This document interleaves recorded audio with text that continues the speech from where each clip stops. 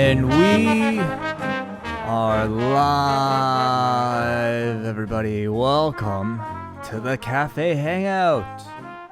I am John Pollock, along with Wai Ting, to the Café Hangout. We've got an exciting show for you over the next hour. We're going to be chatting all the latest news, opening up the phone lines shortly. But off the top, we're going to be joined by Andrew Thompson, Post Wrestling's own Andrew Thompson, and we're going to be chatting about all that is going on. But first off, Wai, how are you?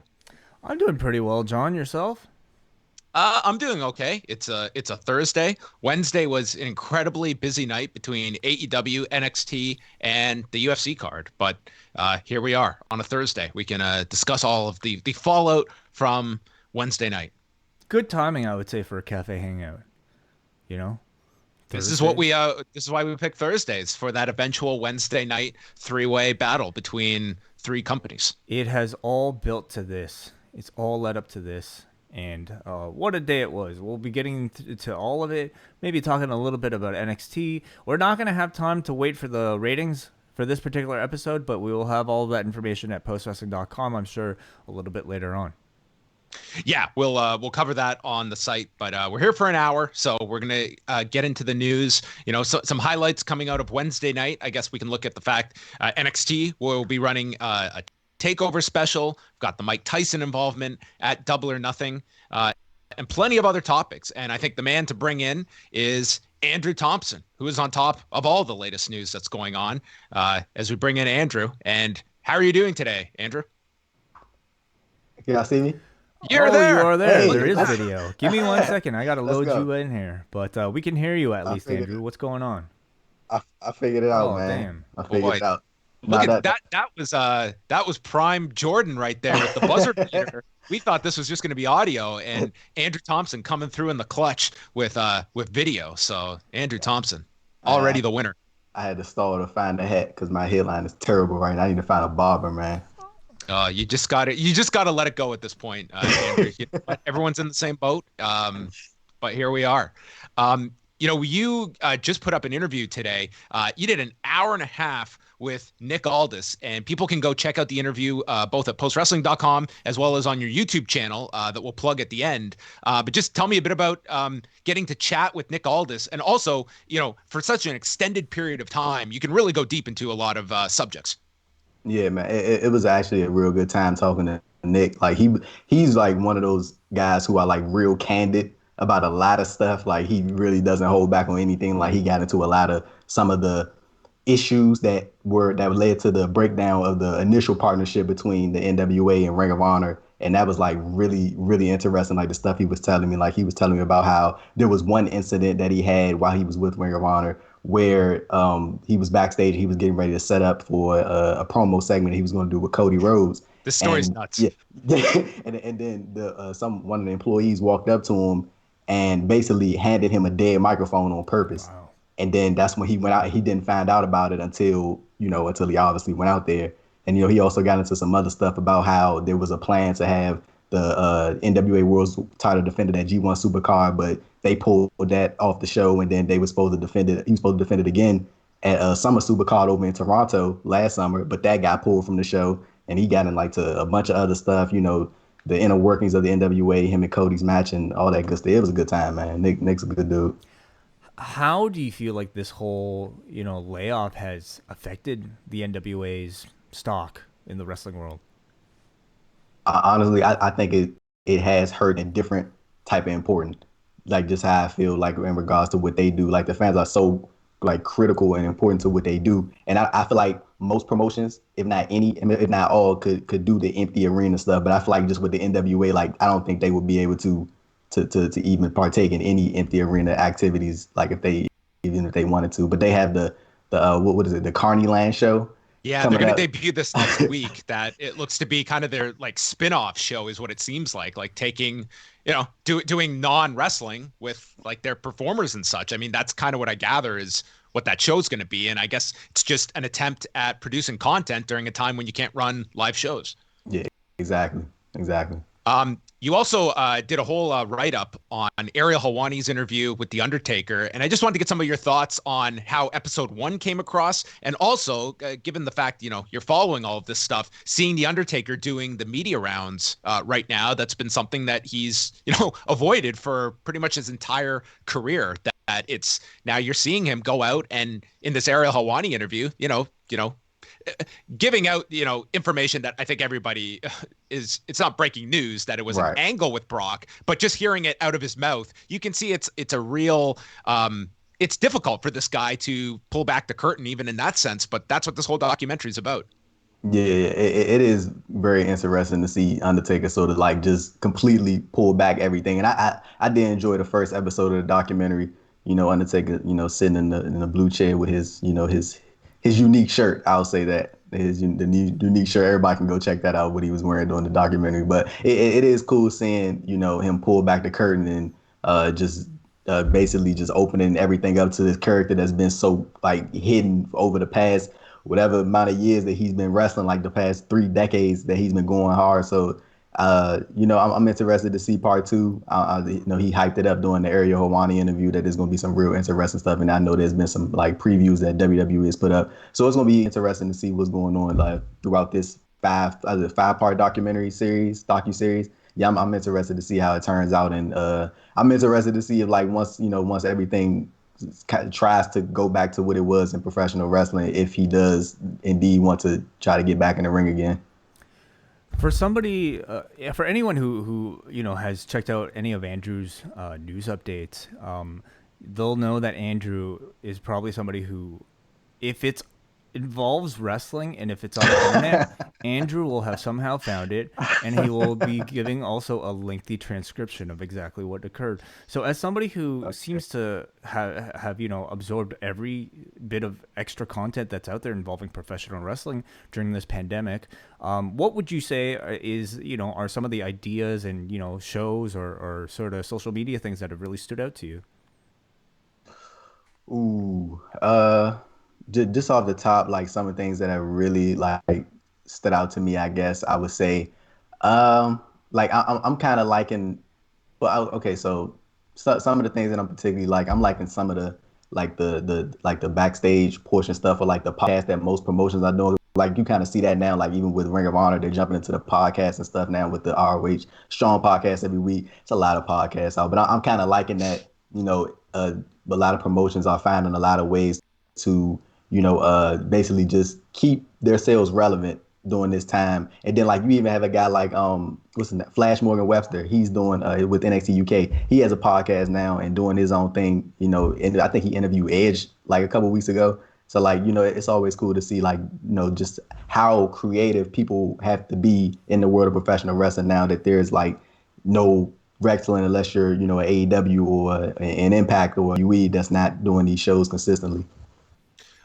For AEW, coming off of Wednesday night, we've pretty much got a pretty good sense of what the card is going to be like for next weekend at Double or Nothing. Where's your interest level for this show? And are you expecting that they may do surprisingly well on pay-per-view, or do you feel this is going to be one that it's going to be a step too far for some, the idea of paying for a wrestling show in this climate?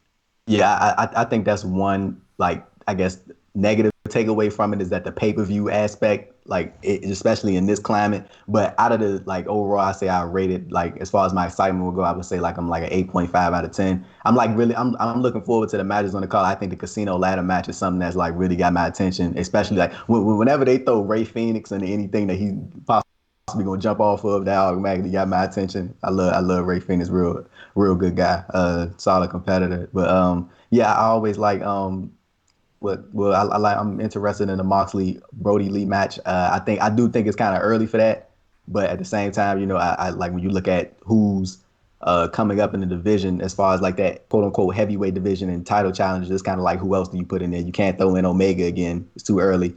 Throw in Jericho again. I mean, So I'm interested in the matches that they have on the card. But again, like John pointed out, I do think the pay-per-view buys is going to be something that's going to be real interesting when coming out of this. Do you think Mike Tyson plays any factor into people's interest in this show?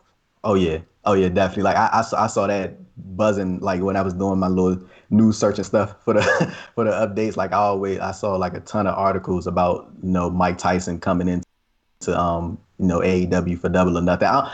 I'm pretty sure you guys have probably seen the stuff with Cole Bauer and MLW. Like I wonder how that like is going to come out now that Mike Tyson is seemingly doing something with AEW. I wonder if he'll continue to do stuff with AEW or he'll like start dipping his hands into different promotions and stuff like that. I think that's going to be a real interesting turnout. Will there be any disappointment if this was simply, a title presentation and that was it? Yeah, for me, yeah, definitely. 'Cause I think the obvious thing to do here is to probably like I would if I was doing this, I would probably have MJF probably come out and probably try to ruin Cody's celebration. Of course, have him take a hook from Mike Tyson or something like. And then you can always go to the throwback route and have Tyson do something with Jericho. I know they did something back in WWE, and I know they probably have a great rapport with one another. So I think that the obvious thing to do here is to have Tyson probably put somebody on their back. I think that's what most people are interested in. Something that's kind of lost coming up this weekend, and I know you interviewed Christian for this project. I chatted with John Moxley. Is this cage fighter movie, and they've had the guys do a lot of media promoting this thing. Do you think that this is something that's going to be on people's radar this weekend? Tuning in. Because Fight TV, they're very much trying to promote this as like a fight, but I just don't know if it's going to really land with a lot of people, this movie concept on Saturday. I was surprised it wasn't promoted on Dynamite at all Wednesday. Let me just say this first. Ladies and gentlemen, John hooked me up with that Christian interview. Good man right there. He helped me out with that, and he put me. John, you too humble, man. You too humble. You did the interview. No, so.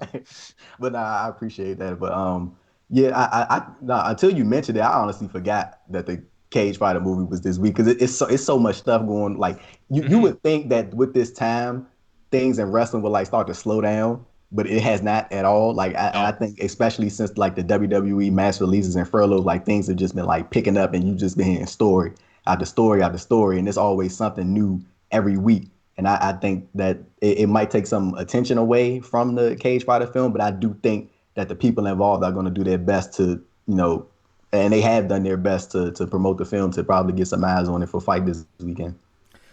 Let's talk about WWE on that side of things. How would you assess, currently where they are at, how they've dealt with it? At least, let's just talk about the TV product itself and Money in the Bank.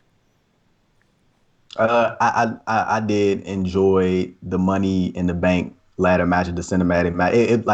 I think it did have its like corny moments, but I think that's what made the match, what it was. And of course the turnout of, how everything eventually ended up with Asuka winning the World Women's Championship because Becky Lynch and Seth Rollins are expecting a child. Congratulations to them.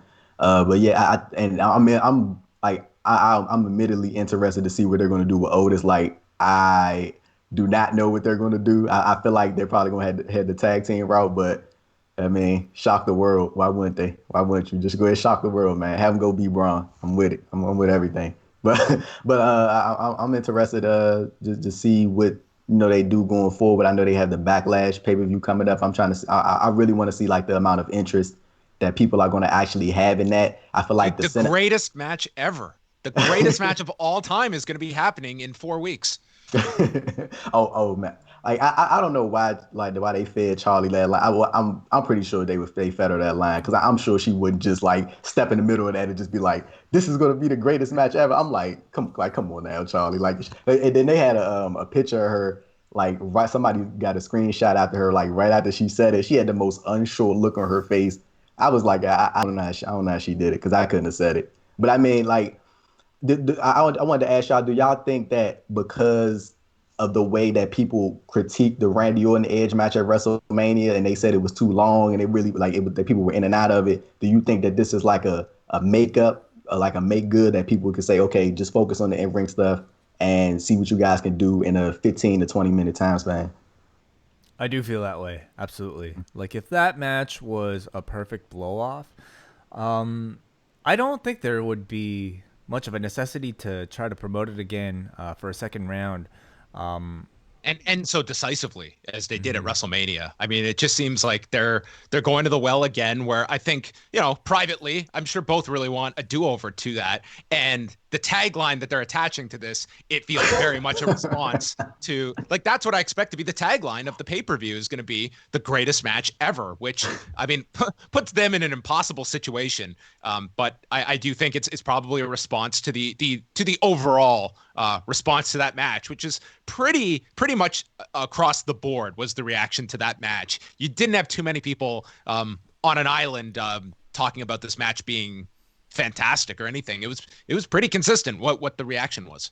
Yeah, I definitely think that they're like putting unnecessary amounts of pressure on Randy Orton and Edge to deliver, because once you start throwing around that best match ever thing, like, it's like, because you're basically setting yourself up to be critiqued on social media, like, and if they don't, expectations that now you're putting on them, if they keep going on with this tagline heading into Backlash, the response, if they don't deliver to that expectation, is going to be wild. So, I mean, Edge and Orton, they better put on a classic. If they don't, it's not going to be pretty. Last thing, go ahead, Wade. I was just going to ask Andrew actually what some of the top stories today might be.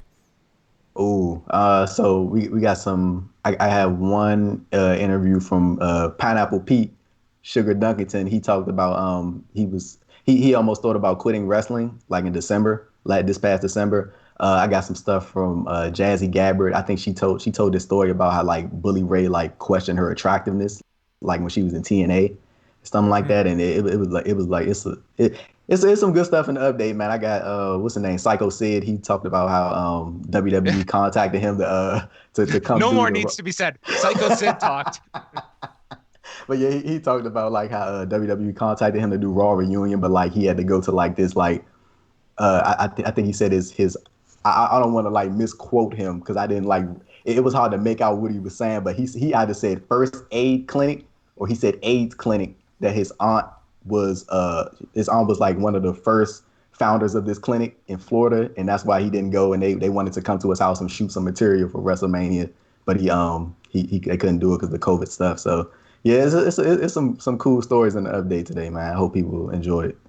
Awesome. Well, do let everyone know where they can go subscribe to your YouTube channel and check out this really great interview with Nick Aldis, an hour and a half with Aldis. You can check it out at the Andrew Thompson Interviews YouTube channel, and subscribe if you wish. And you can check out the written version over on postwrestling.com. Really, really, really good stuff all over the site. And I'm glad to be a part of the team, man. Go subscribe to the YouTube channel. Get on the bandwagon now, folks, because the Andrew Thompson stock is going higher and higher and higher. And you don't want to look back and say, I didn't believe in this guy when. We're all telling you, get on the bandwagon now with Andrew Thompson. I appreciate it, man. John Away, it's all love. I always tell y'all all the time, I appreciate more than you know. So, thank you again. And we going up, man. Post wrestling going up. So, that's it. Thanks as always, Andrew. We'll talk to you soon. All right, talk to y'all, man. Thank you again. See you, Andrew. All right, peace. So look out later today at postwrestling.com for one of Andrew Thompson's legendary updates that he has to post that will bring you up to speed on everything going on in the world of professional wrestling. Did you get a chance to see or hear the interview that Ariel did with The Undertaker? I know the content of it. I have not listened to it myself yet. It's an interesting interview just to see him, really kind of, come to grips with, like, acknowledging the Brock stuff. This was at UFC 121 almost a decade ago. And it was, a huge story at the time of them kind of shooting this angle. I remember speaking to Ariel the next night after that whole thing went down at the UFC card. And, the idea was to do this angle to set up the next year's WrestleMania, but the UFC was not going to allow Brock to go do that with WrestleMania. So it got put off by several years because this would have been setting up WrestleMania 27 in 2011. And then eventually they got to the match, but it was 3 years later once Brock had returned to the WWE. But enormous coverage at the time that it was like of a viral video spreading. Like, part of it is the questioning of what's legitimate, what's not legitimate. Like, that just circulates. And that's a property of, today when we see videos circulate, part of it is, are we seeing something we're not supposed to be? And that was the whole point of like what Taker and Lesnar were trying to do, make it seem like a legitimate confrontation among rivals. Yeah, yeah. I mean, I can't imagine that it took place exactly like the way that they intended. Part of me wonders exactly what they had planned. If Ariel Helwani wasn't there, what sort of videos might have circulated if they just, went about their ways. Because if you actually just see the video, they didn't actually interact all that much. Yeah, it was Taker saying, "You want to go," looking at each other a little bit. And that was really it. But I wonder. They had to know, though, like if they had just exchanged words right there on the floor and just wait 30 seconds, how many cell phone cameras would have been on them? Certainly.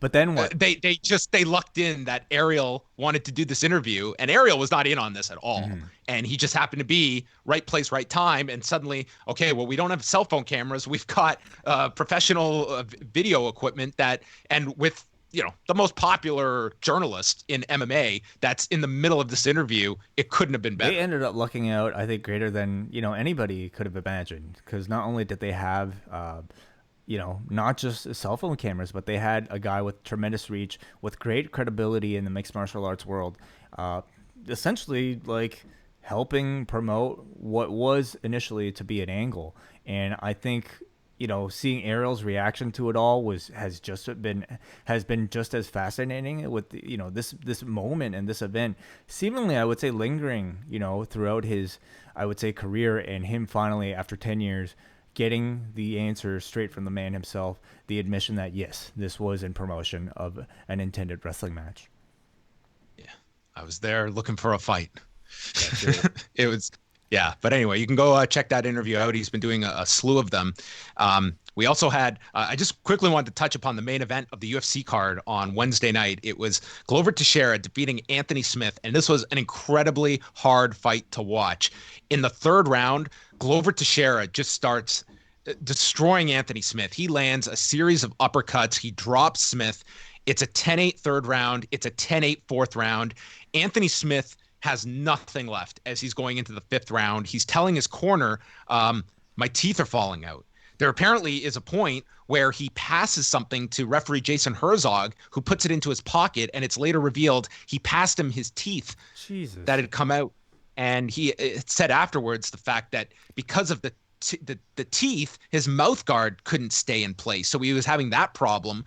He ends up broken orbital bone, 2 lost teeth. Ugh. I mean, he just had a laundry list of injuries. It was finally stopped in the fifth round, and it's brought about, once again, the discussion about corners stepping in to save their fighter. Like, this was no longer a winnable fight for Anthony Smith. His corner should have stepped in. What responsibility was on Jason Herzog? And, there's certain moments where it's like right as Teixeira is ready he's going for his back for the submission. And there's some leniency you give to a referee, but there were other cases in the fight where I just thought this should be stopped. And especially, he should not have seen that fifth round. It was a brutal beating from Anthony Smith. It'll probably be a long time before he fights again. And you have to wonder what long-lasting effects this fight is going to have on a guy who has already had so many fights behind him. It was a really brutal fight. It sounds like really a tough match to watch. So if you have any thoughts on that or anything else, please call us right now. We're going to open up the Skype lines. Search for @PostWrestling, and you can have your say. Did you get a chance to see NXT? I did. Yeah, we can talk about NXT right now if you'd like. It was pretty much a show-long storyline featuring the breakup of Matt Riddle and Timothy Thatcher's tag team. We had a title change at the very beginning with Imperium winning the belt after Timothy Thatcher got so frustrated at Matt Riddle's inability to tag him throughout the match, even going so far as Matt Riddle inadvertently monkey flipping one of their opponents into Timothy Thatcher that he just said, "Screw this, I'm done." And he left Matt Riddle out there in a handicap match situation where Marcel Bartel and Fabian Eichner have become your new NXT Tag Team Champions. You could say that they broke up. You could say that.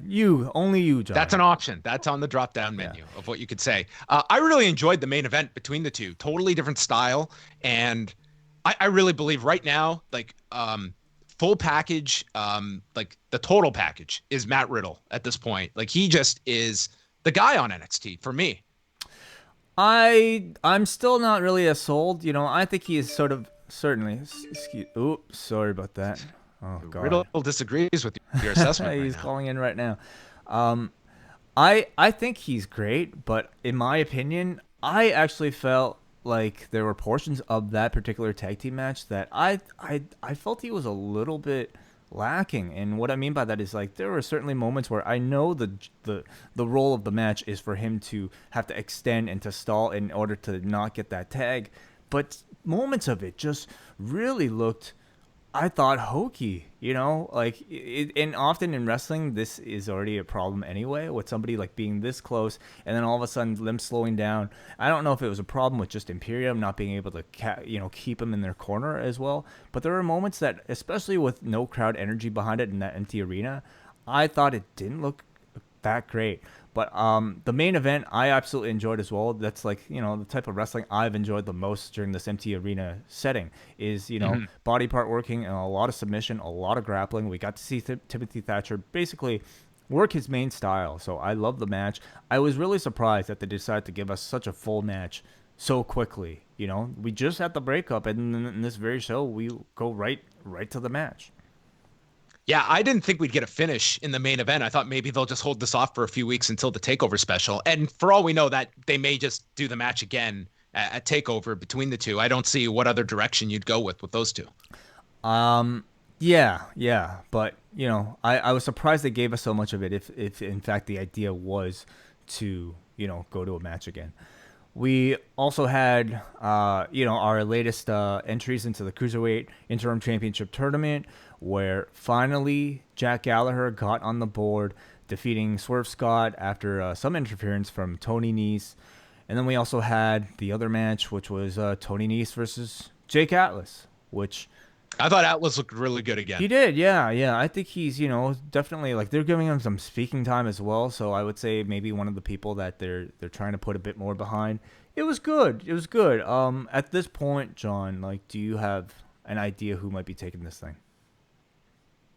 I don't think Drake Maverick's winning this thing. I just don't see them going in that direction. I don't really like that direction. I mean, Kushida is a good option. Kushida you could go with. I think they're really all behind Atlas as well. I guess I'll go with Kushida maybe, because they're gonna wrap this thing up next week. Oh, next week is the final, Well, no, next week's bring up the round robin matches next week, and then we'll have coming out of that probably TakeOver is where you do the final. Well, there's still very much a possibility of a tie. If that's the case, what sort of sudden death situation do they have? They'll probably do a three-way or something, knowing WWE. I don't see them doing the get out your math and figure that out kind of thing like New Japan would do. I think they could just maybe do a three-way or something. Mm-hmm. I think they're going to milk this Drake Maverick thing for all it's worth. I just don't know how much people are really into it in terms of what they expected. I think more so people are just looking at this from the side of things that it's a very weird story to be doing. And to me, it's like it's so contingent on like a crowd rallying behind this guy that a lot of it's lost in this particular setting to try and execute the story that they're aiming for. Mm-hmm. I want to say to the callers, I know some of you guys are trying to call in from a landline. Unfortunately, we are not able to take landline phone calls. So you have to get a Skype account and you have to look for Post Wrestling, POST Wrestling, and call us via Skype if you want to jump in, because we cannot take landline phone calls during all this. And I think we have our first call right now. It is our man, Neil. How you doing, Neil? I'm doing really well. Can you hear me? We can hear you. Good. Sorry, I got through there a little quicker than I expected. Have you guys recovered fully from Tuesday's Rewind Away yet? It's Thursday. It's way in the background at this point. Sure. Yeah. I know you guys always say that. You can barely remember what happened last week. It was very entertaining to listen to, but honestly, it felt a little more painful for the two of you even than the Heroes of Wrestling review.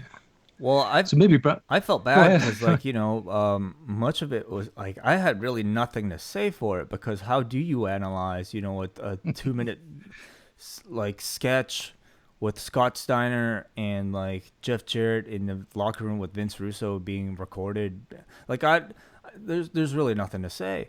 But it was just an overall feeling of just like misery, trying to like watch that thing and trying to like give any sort of mental effort. If I was just watching it for pretty pictures, okay, sure, leave it on in the background, it's fine. But to actually have to pay attention and to like be able to say like this happened and so this happened and so this happened, and try to come up with some sort of equation at the end, it was very difficult. Yeah, well, poor John, because I suppose that was more his role, the recap. And I remember you saying, John, you're leaving me these gaps, and I've got, sorry, I've got nothing. What's on your mind? And maybe it leaves Brandon off the hook, as he was the villain of Rewind Away for a while with Heroes of Wrestling. But yeah, I wanted to mention something about Dynamite this past fortnight. Yes. What? This past fortnight? What does that mean? Like 2 weeks ago? This week and last week. The past 2 weeks. Oh, that's what that means. Past fortnight. I did that. An attempted humor just by wedging the word fortnight in there. But yeah, this week and last week. I preface this with the usual disclaimer about whether the show should be going ahead at all, COVID testing or not. I mean, I understand the rapid test that they use as a false negative rate of something like 15%, which isn't nothing, at 1 in 10. So anyway, but that said, it is going ahead. So for the past 2 weeks at Daly's place, it's been very noticeable to me that for the first 30 or 40 minutes of the show, it's still daylight because it's a partially outdoor venue, and the camera quite often will go to angles where you can see a bit of blue sky and some palm trees and so on. Yes. And there's something just way less oppressive about watching that compared with the Performance Center, which feels just dark and soulless, without a crowd. It's a bit like turning up to a nightclub too early where you're the only person there. It just feels sterile. Well, I hope it is. I hope it is sterile, but you know what I mean. There's just something about the outdoor setting that helps the broadcast, I think, possibly because we're all spending so much time indoors these days. Yeah, Daly's place is great. It's good on camera. I mean, maybe perhaps one drawback of being in an outdoor venue is that maybe the sound isn't as kept in an enclosed space. Like having a small crowd there might even sound louder if they're in a smaller place. But of course, the way it sounded last night, I thought they had a lot more people and it sounded perfectly good.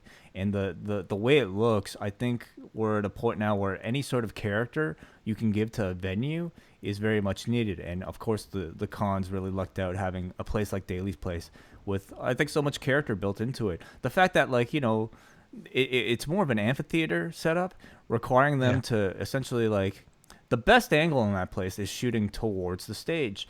And this is exactly, what has worked right now with these empty arena settings is shooting the stage and not the crowd. So even that's really worked out to their benefit. So everything about it, the fact that it's in Jacksonville, they must be really grateful that they have this place.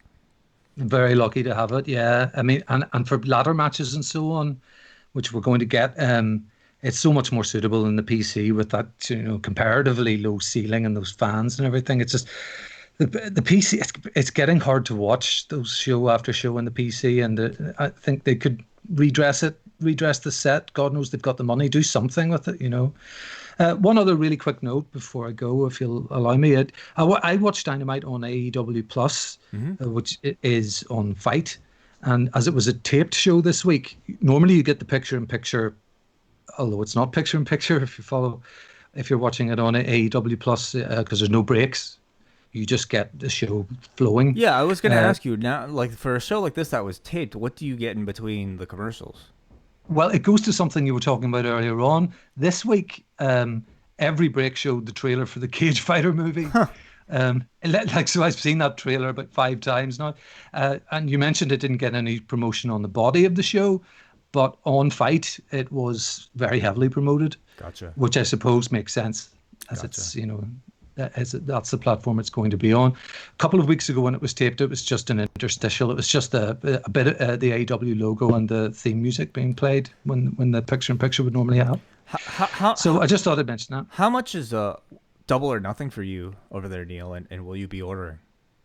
I have already ordered it. It's $19.99 in Sterling. That's I'm gonna get Sterling. I don't even know what that is. Like Sorry, Fortnite, pounds. Sterling, pounds. Okay. Pounds, yeah. Got it. It would be euros in the south of Ireland, which would be pretty much identical. It would be 90, because the exchange rate with dollars and euros, they're pretty much the same.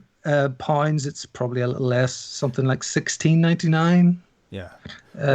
So a lot $40 cheaper. US. Yeah, so I believe, which is, I just think there is not the appetite here to pay that much. There has never really, even in the days before the WWE Network, the shows cost in pounds $14.99 or 90 and up to $19.99, which if you still want to go traditional pay-per-view is what you would pay to get it on BT Sport box office.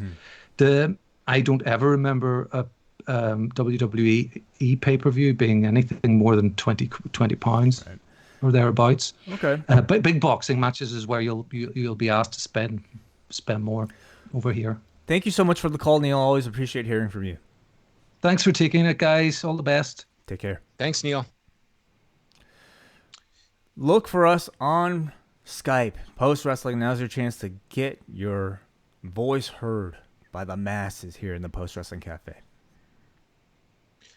Also, after the Fight Night card, Dana White noted that the May 23rd show, it's not happening May 23rd, would happen May 30th, and it's going to happen somewhere. They're really hoping that Vegas will allow them to run, but that's not official. And Dana White just said, May 30th, we're going to be running somewhere. But how that relates to AEW is that we won't have a UFC Fight Night card going against Double or Nothing, which probably wouldn't have made a big impact. It wasn't as though this was going to be a super deep card, but nonetheless, they're going to be running this Saturday, and then they won't be back until May 30th. They'll have a 2-week gap after Saturday. Back to the phone lines. Hansi, you're on the air. What's going on?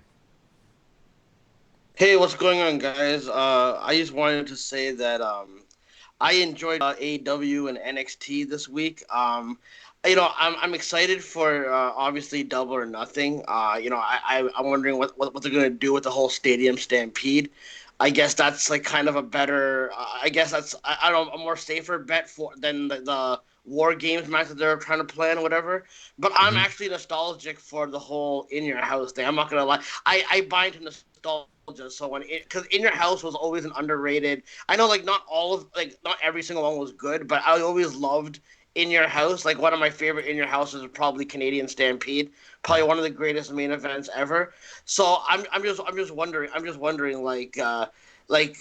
do you think? Okay, I know you guys talked about the whole set, but do you guys think that they'll have the old school music as well, or do you think they will it just be a throwaway kind of thing, or is this supposed to be because sometimes they'll how they do Starrcade and it's kind of nothing really.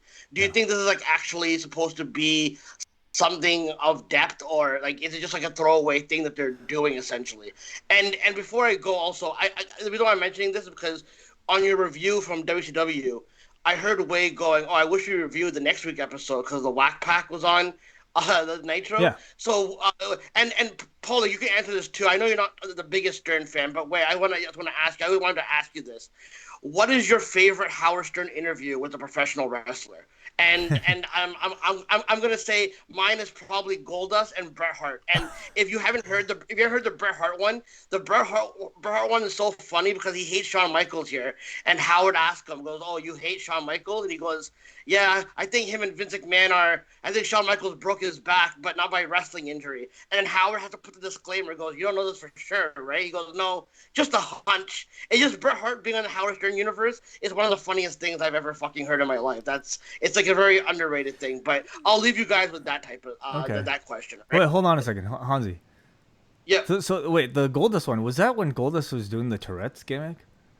Yeah, he came in character, and he came in character. I remember Howard had a real fascination with that. No, but but the funniest thing about that though, they were so adamant on going, we don't want to hear this guy's real story. We just want the fucking character. Yeah. But then during the interview, it ended up going to his real character, and then they broke down the flight from hell. And then when Gary came in and he brought up, goes, is it true that your wife you're singing show tunes to your ex-wife? He goes, yep. That's the bitch, or something like that. I was laughing my head off. I couldn't believe that I heard that. But yeah, I'll leave you with that, guys.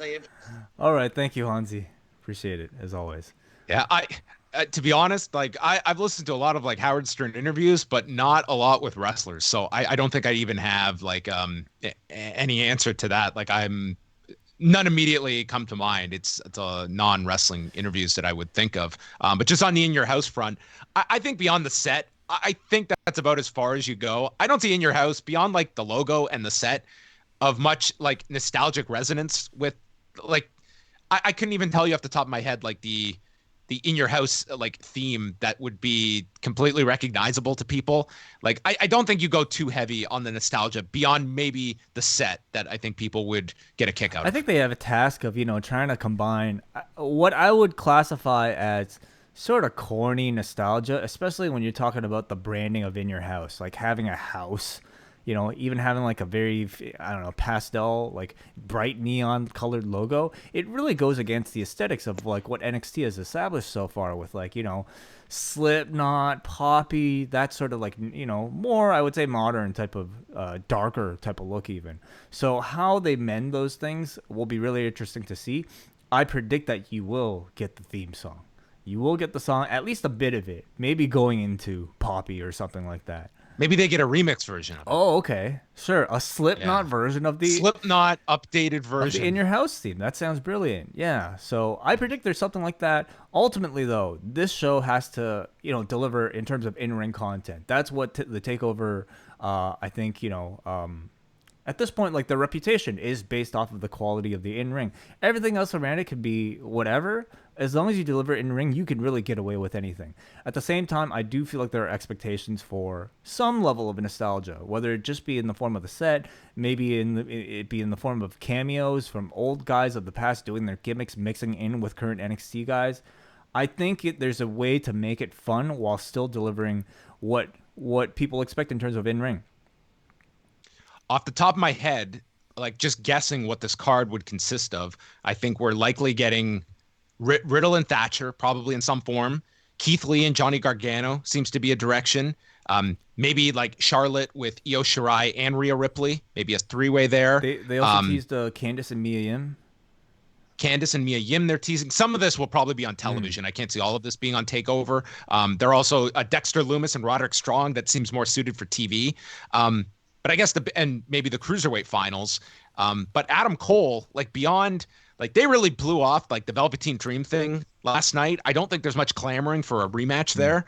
But and I found the Zoom segment to be pretty funny with Undisputed Era. I think Kyle O'Reilly is very underrated with his the personality side that he brings to that group. But what do you see for Adam Cole? The bunch of them are fantastic together. And yeah, what do I see for Adam Cole?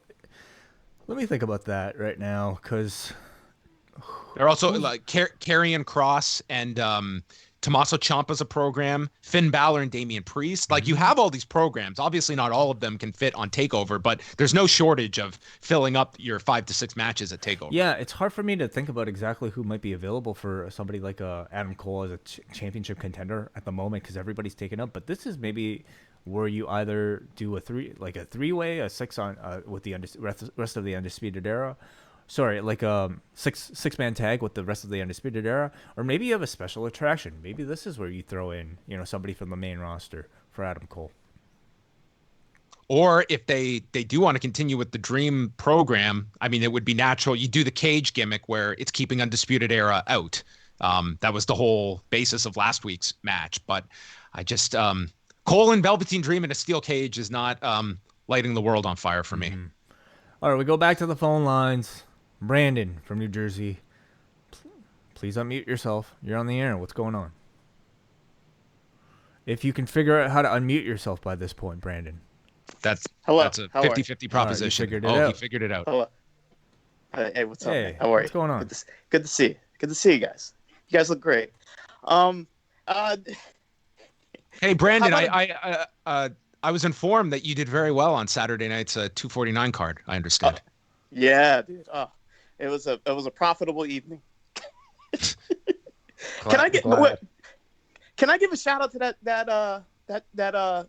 that watch along? By the way, that was tremendous. I mean, I hope you guys do more of that because Phil and Eric talks. We have nothing to do with it. That's all Phil and Eric. Phil and Eric Marcotte. Yeah. Marcotte. Yeah. We've got to rebrand him. We found out Marcotte is trademarked elsewhere. It's Eric Marcotte. Anyway, I've only been saying it wrong for like 2 years, so it's a process for all of us. He's gainfully employed in the post army, but yeah, I thought it was tremendous. Whatever Eric's last name and Phil, they were awesome, and the post fight show on the Twitch was great also. It's always I applaud. Yeah, it's always it's a pat on my back because it's just tremendous stuff. It's good to have friends like that, right, John? That's it. Just like you, Brandon. I was proposing like a dubstep Slipknot like remix for In Your House. Beware of Dog in June. What do you think of that? Maybe Stem could lend their vocals for this. Ooh. What's that? Stem. Get Stem. Oh, remember the Stem dubstep version? I try to forget it, but you're bringing it up, so here we are. UFC 2 live forever. God awful. But my question is, how are you going to get Corey Taylor if you're going to do the Slipknot version when he was on AEW? It's true. Yeah, this is really tough. It presents that predicament. You know, they wanted to have Jay and Silent Bob. AEW scooped them. I mean, now they've got a WWE Hall of Famer going to present the TNT Championship. So I mean, they're really going to have to split these assets from the celebrity world. My question: do you know Bret Hart has a theme, an AEW theme? Well, he came out, or he was. Yeah, it's he came out to to the title presentation, so I guess he came out to music that night. So yeah. What is that? Is that an actual theme, or was it just stock music they used for that day? It's a Bret Hart theme on iTunes that AEW is selling. Oh, wow. It's not. I mean, it's not like the WWE version, but is it good? Who was the group that did that song with that music video with Bret? It was like the Rascals. Yeah. Yeah. Do you know that one, Brandon? Canadian legends, the Rascals. Yeah, you're an honorary Canadian. I'm very familiar.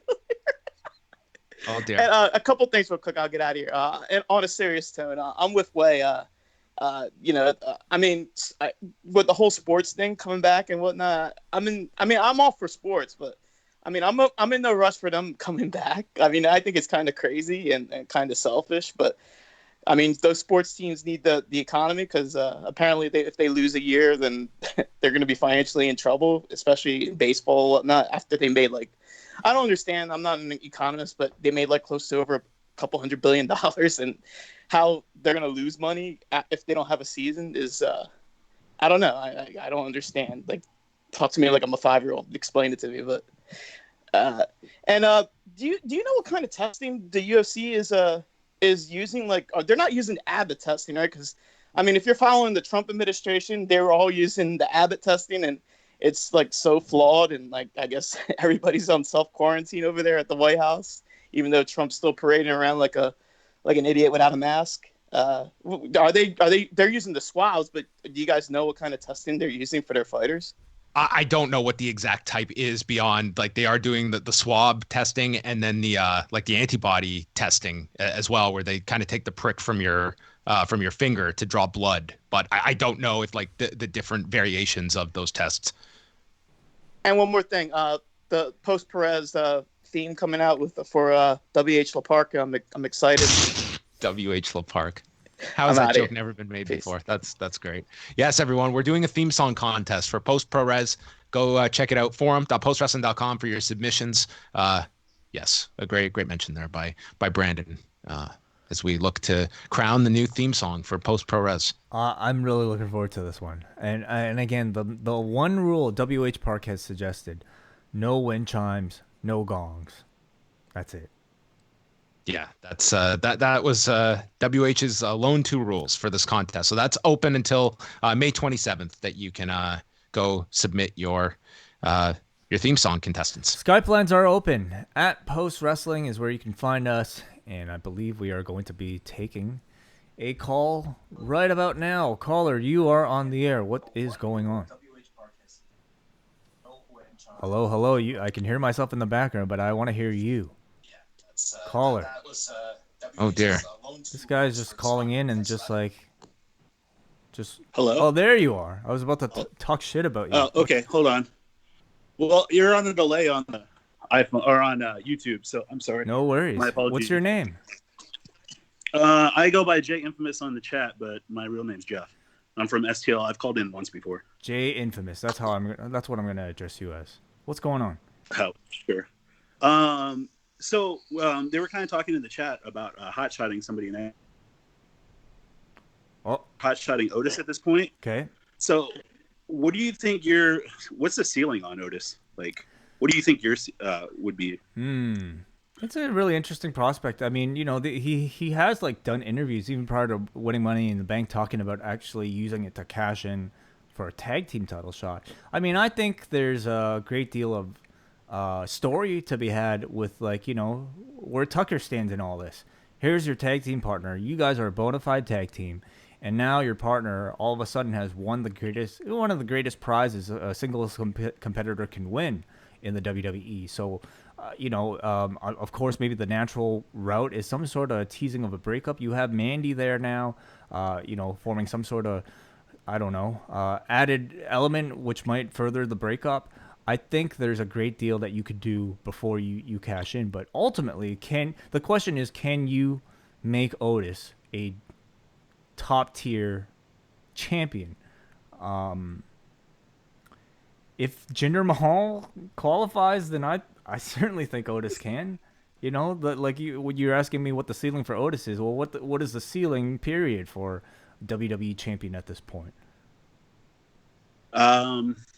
I don't know. That's a good question. I don't know if I see Otis as the WWE champion, though. I guess Universal champion, right? Because it'd be on SmackDown. But I just can't envision this cash in on Braun Strowman or I guess Bray Wyatt.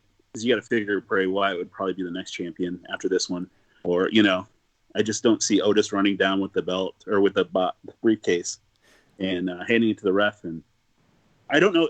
You can't have a cash in during this era, right? Like, it's got to be when the crowd's there. You can't just have an empty arena cash in, right? Wouldn't that be the worst thing ever? Depends how long they have to wait. I mean, if it's another 6 months before they have a chance to do it, they might be pretty much forced to do an empty arena cash in.